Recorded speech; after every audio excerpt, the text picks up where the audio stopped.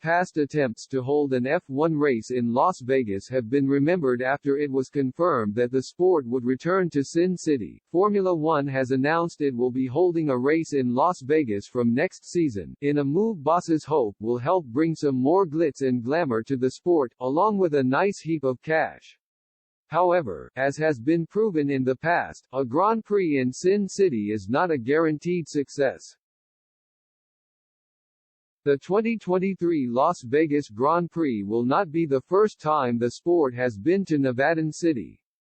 2 races have been held in the past, and F1 chiefs will be hoping that the reincarnation will have a lot more success than the previous botched attempts. After all, a race in Las Vegas lasted for just 2 years, 1981 and 1982, before it was scrapped.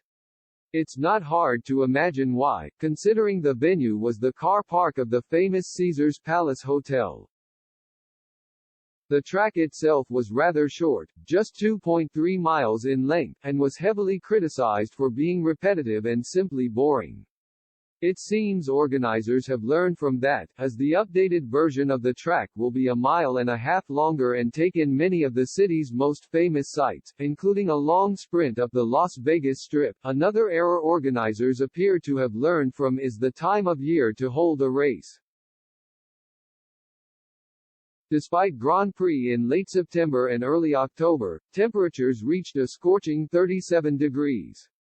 This time, the paddock is set to head to Las Vegas at the end of November starting in 2023, where it is likely to be a fair bit cooler. The layout is likely to be a lot more popular among the racers, many of whom were not pleased about it at all in the early 80s.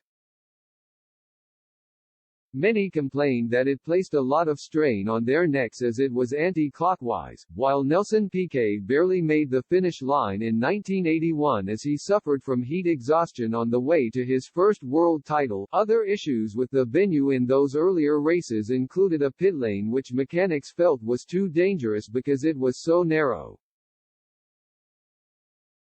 They also didn't like that there were no garages, so they had to do all their work out in the open in the baking temperatures, so drivers and mechanics hated it. But what about the fans?